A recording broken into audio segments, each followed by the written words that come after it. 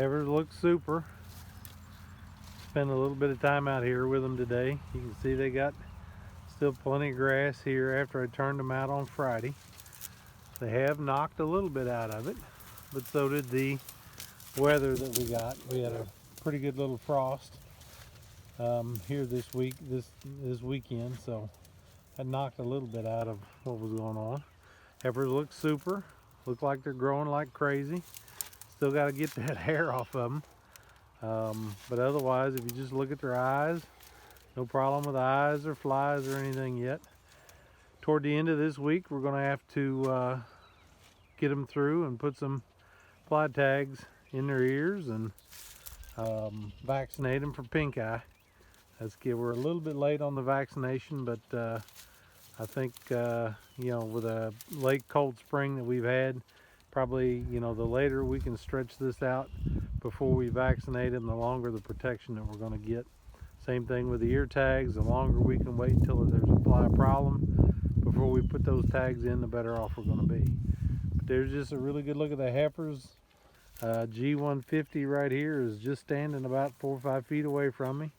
They've settled down really good, and they were kind of licking on me a little bit earlier, so they're not scared of us. When we were talking with Kevin about what heifers to buy, certainly these are the type and kind that we want. We were looking for heifers that had some depth and some width, and were good looking cattle, cattle that'll have some value when we go to sell them. And then also we wanted cattle that were gentle, and I think easily that these cattle fit that bill. That their disposition is right, their kind is right, and their management before we got them was right. These heifers had been vaccinated 3 times for respiratory disease complex, black leg. They had been long range dewormed, and you can see they've all still got they got tags in their ears and are individually identified, some of them with 2 tags.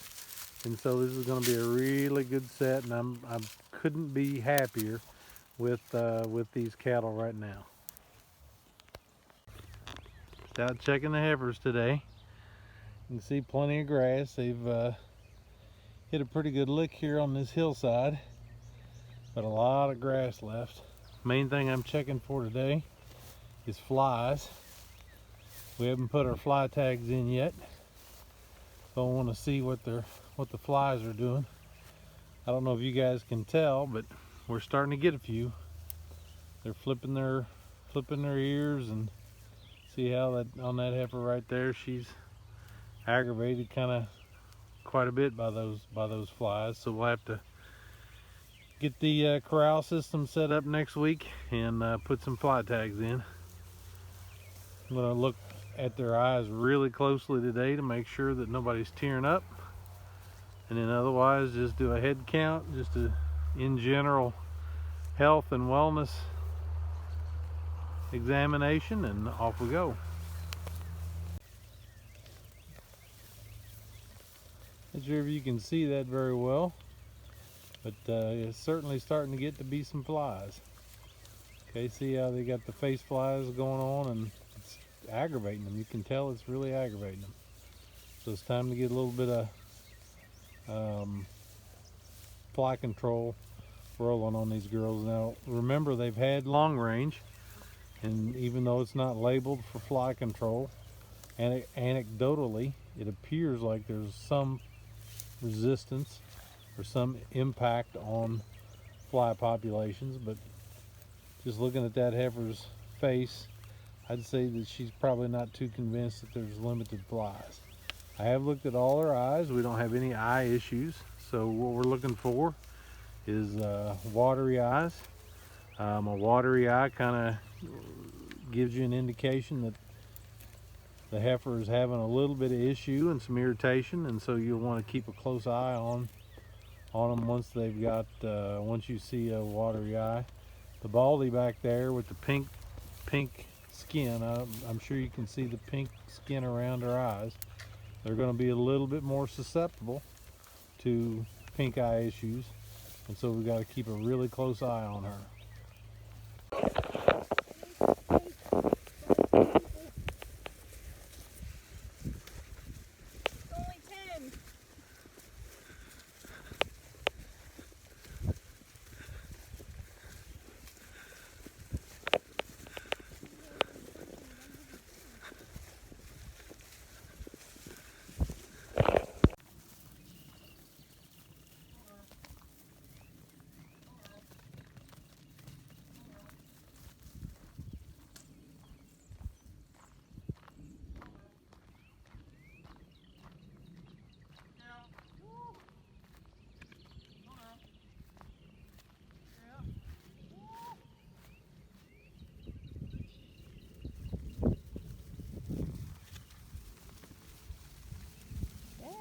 not gonna bother you.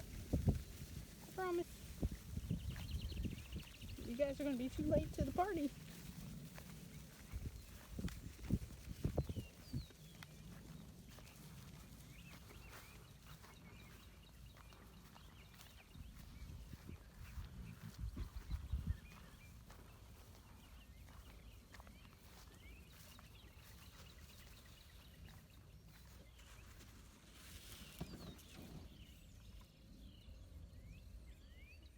Couldn't be more pleased with the heifers.